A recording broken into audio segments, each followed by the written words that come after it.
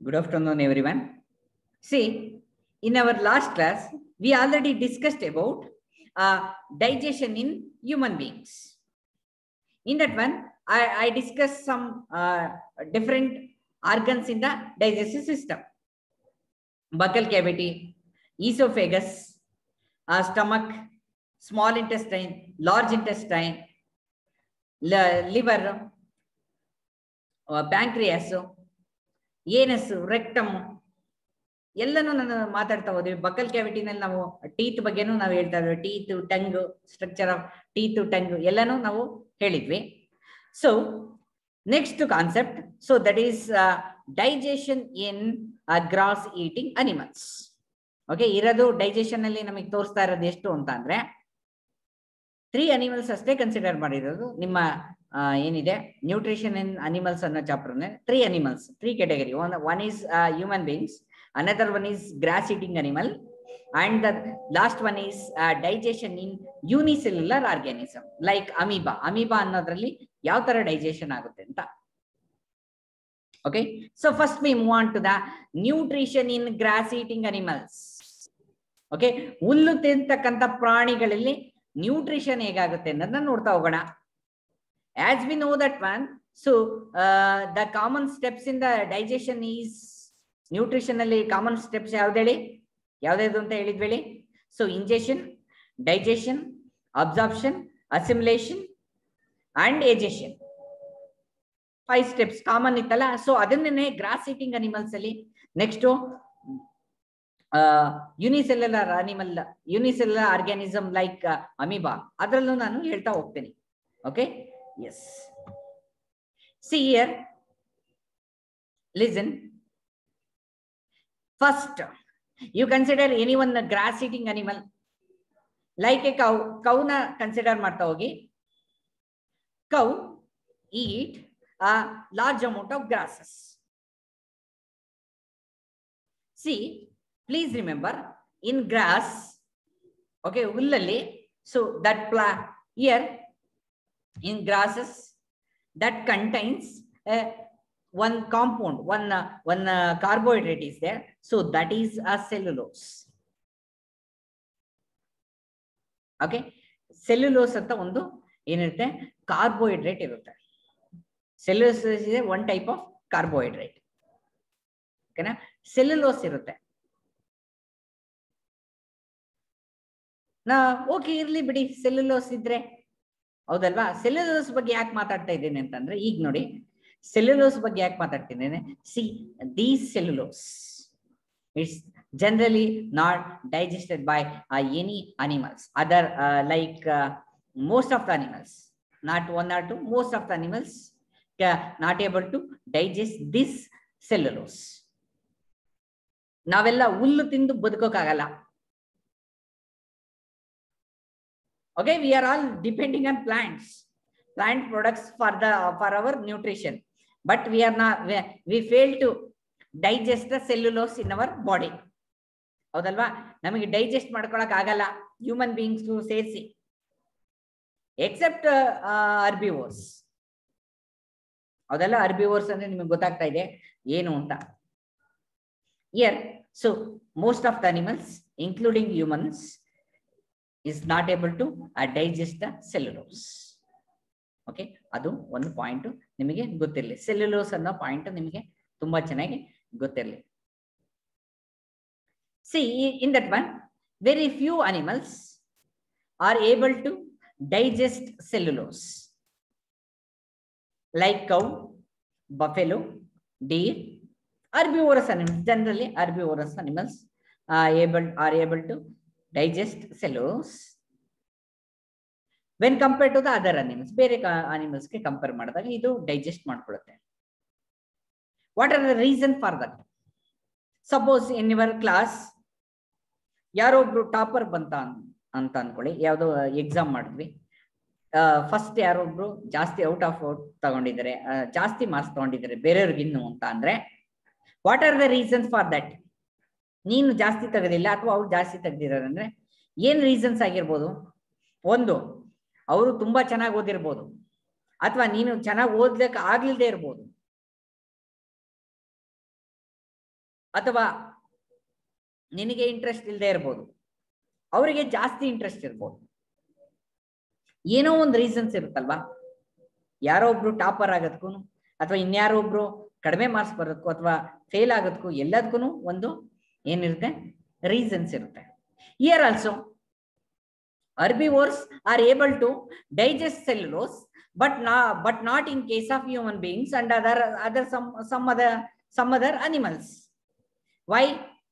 Here some reasons are. Okay, ಇಲ್ಲಿ reasons ಸಿಗ್ತಾ ಇದೆ.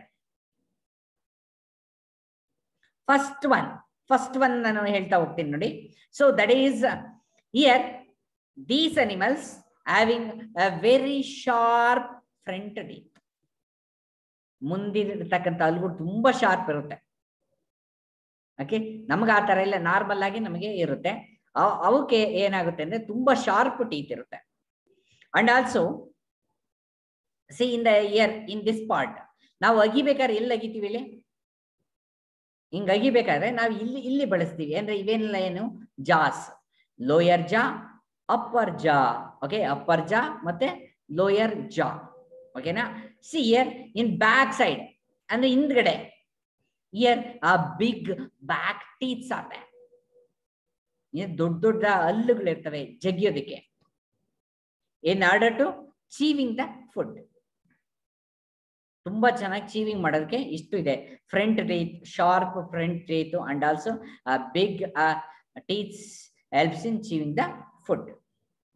ಓಕೆ, ಇದು ಫಸ್ಟ್ ಪಾಯಿಂಟ್ ನೆನ್ಪಿಟ್ಕೊಳ್ಳಿ. ನಮ್ಗೆ ಆ ತರ ಇಲ್ಲ, ತುಂಬಾ ಶಾರ್ಪ್ ಇದಾವೆ ಇಲ್ಲಿ ಹಲ್ಲುಗಳು, ದೊಡ್ಡದಾಗಿ ತುಂಬಾ ಶಾರ್ಪ್ ಇದಾವ ಅಥವಾ ಹಿಂದ್ಗಡೆ ಇದಾವೆ, ದೊಡ್ಡದಾಗಿದ್ದಾವೆ better. But when compared to the herbivorous animals it is relatively small in size. ಓಕೆನಾ, ಅಷ್ಟು ಎಫಿಷಿಯನ್ಸಿ ಇರಲ್ಲ. ಅಂಡ್ ಸಿ ಹಿಯರ್ ನೋಡಿ, ನಾವು ಜನರಲ್ ಆಗಿ ಈಗ ಏನಿದೆ ಕೌನ ಕನ್ಸಿಡರ್ ಮಾಡಿದಾಗ ಅದು ನೋಡಿ ಏನಿದೆ ಈಟಿಂಗ್ ಏನಿದೆ ನ್ಯೂಟ್ರಿಷನ್ ಟೈಮ್ ನಲ್ಲಿ ಅಥವಾ ಅದು ತಿನ್ನೋ ಟೈಮ್ ನಲ್ಲಿ, ಹುಲ್ ತಿನ್ನೋ ಟೈಮ್ ನಲ್ಲಿ ನೋಡಿ ಹೆಂಗ್ ತಿಂತಿರುತ್ತೇಳಿ. ಅಂದ್ರೆ ಏನಿದೆ ಈ ಮಸಲ್ಸ್ ಇದೆಯಲ್ಲ, ಇಲ್ಲಿ ಮಸಲ್ಸ್ ಜಾ, ಈ ದವಡೆಗಳು ಇದೆಯಲ್ಲ, ಈ ಮಸಲ್ಸ್ ಅಲ್ಲಿ ಏನಾಗ್ತಾ ಇದೆ ಅಂದ್ರೆ ಈ ತರ ತಿಂತಾ ಇರುತ್ತೆ. ಹೌದಲ್ಲ, ಇದನ್ನ ಸುಮ್ನೆ ಒಂದು ಆಕ್ಷನ್ ಮಾಡಿದೆ, ಹೌದಲ್ವಾ, ನಿಮಗೆ ಗೊತ್ತಿರುತ್ತೆ. ಯಾಕಂತ ಅಂದ್ರೆ ಅಲ್ಲಿ ಸ್ಟ್ರಾಂಗ್ ಮಸಲ್ಸ್ ಇರುತ್ತೆ, ಪವರ್ಫುಲ್ ಮಸಲ್ಸ್ ಇರುತ್ತೆ. So it helps in chewing the food properly inside the buccal cavity. ಏನಿದೆ ಮೌತ್ ಕ್ಯಾವಿಟಿ ಬರುತ್ತಲ್ಲ, ಆ ಕ್ಯಾವಿಟಿನಲ್ಲಿ ಏನಿರುತ್ತೆ ಈ ತರ ಪವರ್ಫುಲ್ ಮಸಲ್ಸ್ ಇರುತ್ತೆ. ಏನಂದ್ರೆ it helps in chewing the food completely. ತುಂಬಾ ಚೆನ್ನಾಗಿ ಚೀವಿಂಗ್ ಮಾಡೋದಕ್ಕೆ ಆ ಮಸಲ್ಸ್ ಹೆಲ್ಪ್ ಮಾಡುತ್ತೆ. ಹೌದಾ, ನೋಡಿ ನಮ್ ಜಾಗಳು ಮೂವ್ ಆಗೋದಕ್ಕೆ, ಹೌದಾ, ಇವು ಶೇಕ್ ಆಗೋದಕ್ಕೆ ಕಾರಣ ಏನು, ಇಲ್ಲಿ ಇರ್ತಕ್ಕಂಥ ಮಸಲ್ಸ್ ಹೆಲ್ಪ್ ಮಾಡುತ್ತೆ.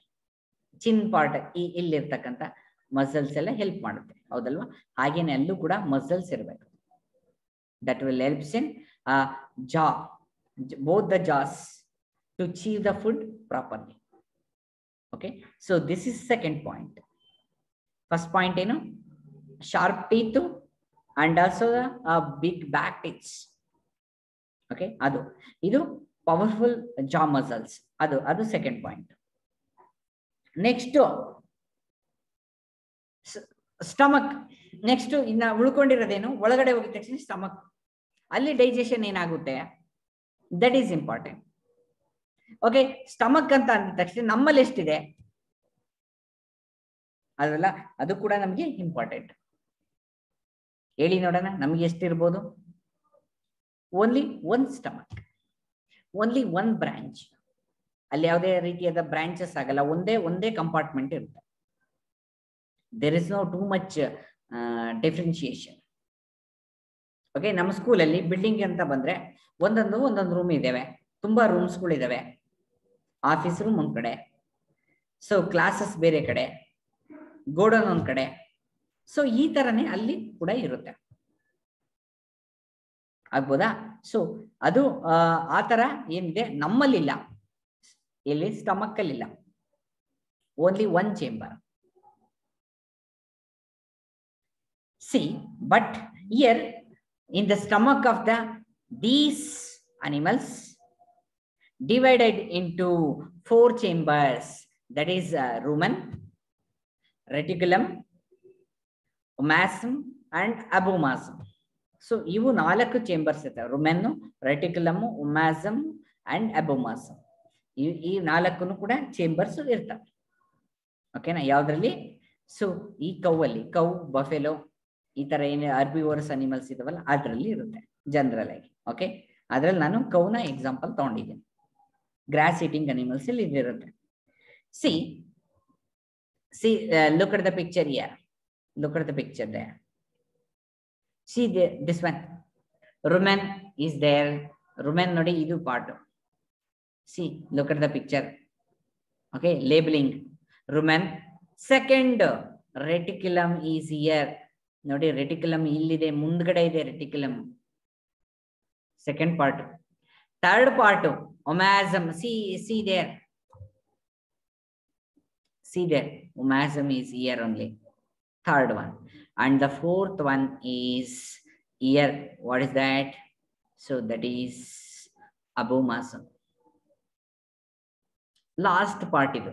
Third and fourth have last part ಆಗಿರ್ತವೆ. Okay, first grass ತಿಂದಿದ ತಕ್ಷಣ first ಎಲ್ಲಿಗೆ ಹೋಗುತ್ತೆ?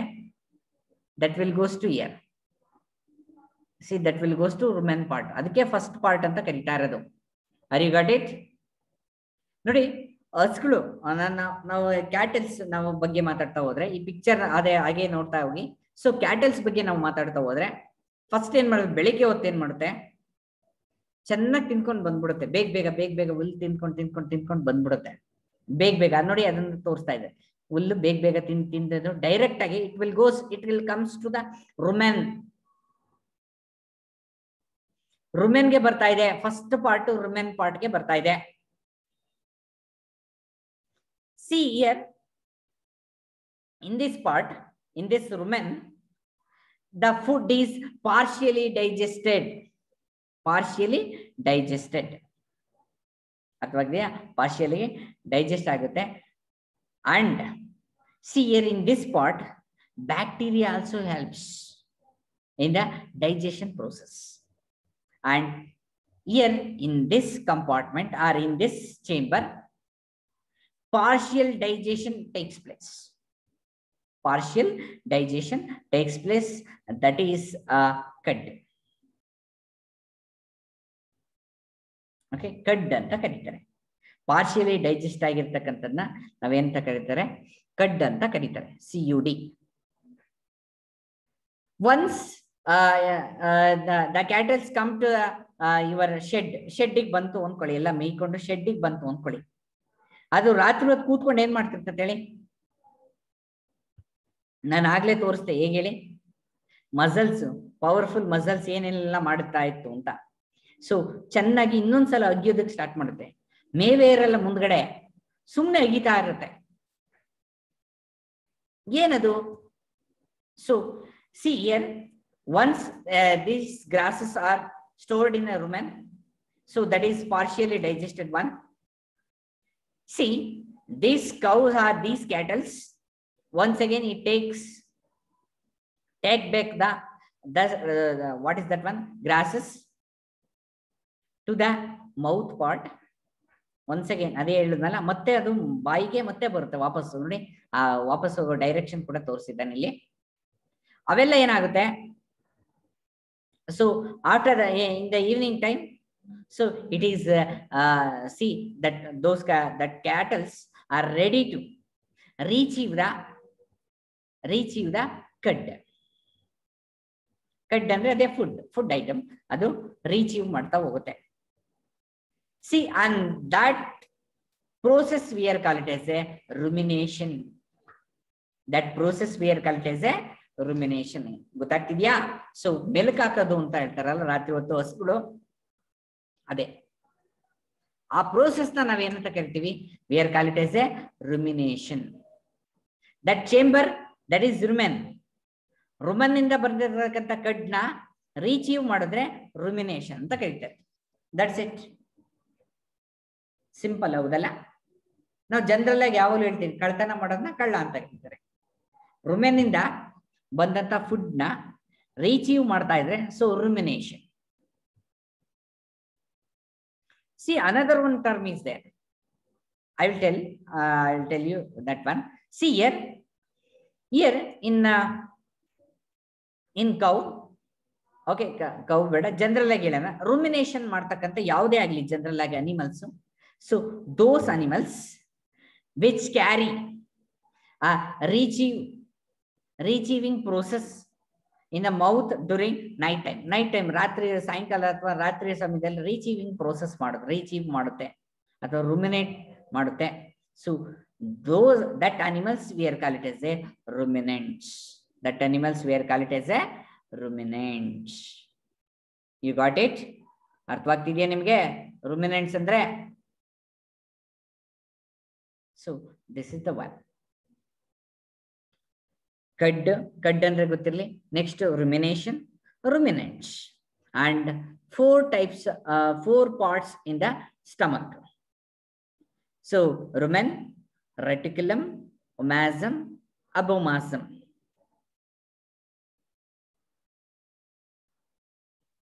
See, after retrieving the food,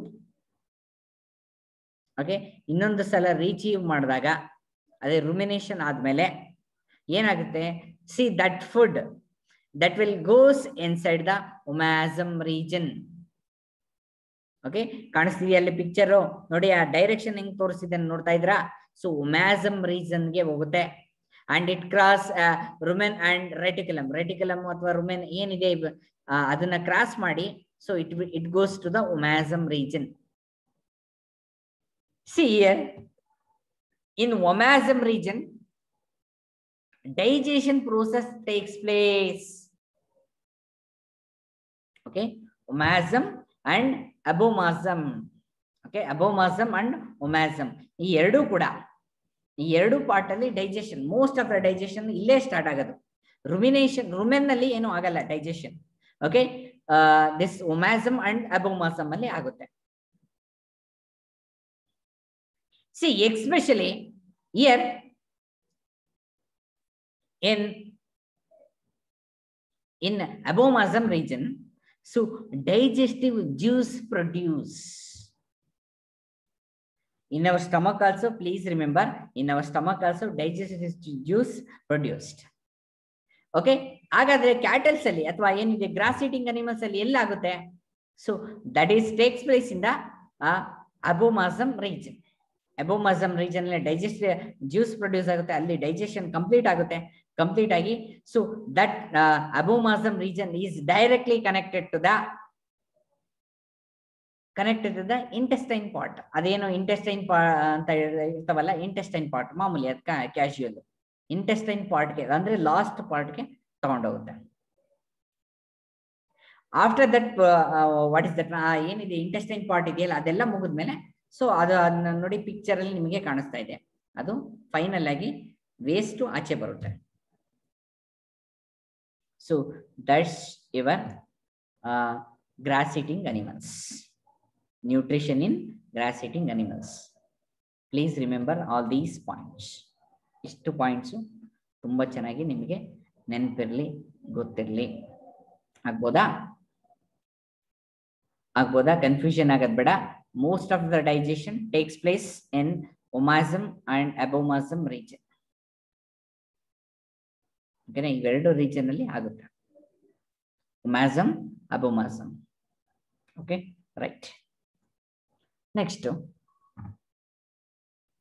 nutrition in amoeba, last one. ಎಲ್ಲ ಆಗೋಯ್ತು, ಇನ್ನು ಉಳ್ಕೊಂಡಿರೋದು ಯಾವುದು? Nutrition in amoeba. Okay, nutrition in human beings, nutrition in amoeba. So ಎರಡು ಆಗೋಯ್ತು. ಸೊ ಇನ್ನು ಉಳ್ಕೊಂಡಿರೋದು ಯಾವುದು? Nutrition in amoeba.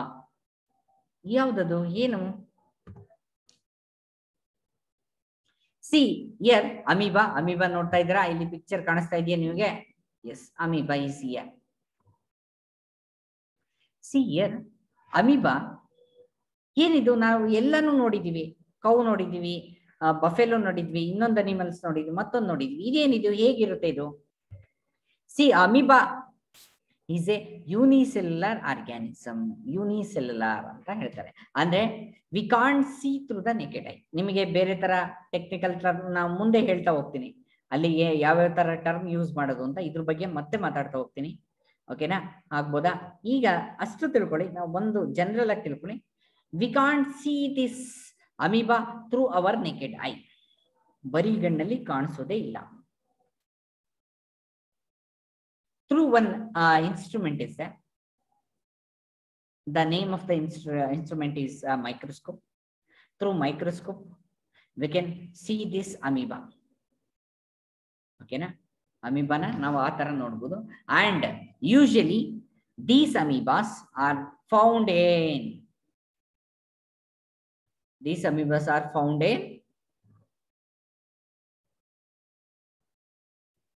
okay, 1 minute ಆಗಿರಿ.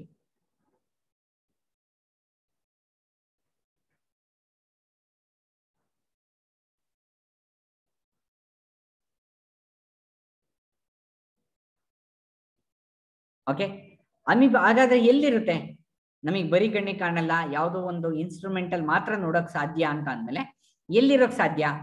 So usually this amoeba, this organism amoeba is present in the ponds and ditches. Okay, ponds and ditches. Here see, ಈಗ food ಬಗ್ಗೆ ಮಾತಾಡ್ಬೇಕು, ಯಾಕೆಂದ್ರೆ ಇದ್ರ ಬಗ್ಗೆ ಜನರಲ್ ಆಗಿ ತಿಳ್ಕೊಂಡ್ವಿ. ಬರೀ ಕಣ್ಣಿಗೆ ಕಾಣಲ್ಲ, ಮೈಕ್ರೋಸ್ಕೋಪ್ ಇಂದ ನೋಡ್ಕೋಬೇಕು, ಇದು ಪಾಂಡ್ಸ್ ಅಲ್ಲಿ ಇರುತ್ತೆ ಅಥವಾ ಪಾಂಡ್ಸ್ ಅಲ್ಲಿ ಇರುತ್ತೆ ಅಂತ ನಾವು ಜನರಲ್ ಗೊತ್ತಾಯ್ತು. ಸಿ ಹಿಯರ್, ಹಾಗಾದ್ರೆ ಇದು ಫುಡ್ ಐಟಮ್ಸ್ ತಿಳ್ಕೋಬೇಕು. Because so this concept is nutrition in amoeba. ಅಮೀಬಾದಲ್ಲಿ ನ್ಯೂಟ್ರಿಷನ್ ಅದ್ರ ಫುಡ್ ಹ್ಯಾಬಿಟ್ಸ್ ಯಾವುದು ಅಂತ ನೋಡ್ಕೋಬೇಕು.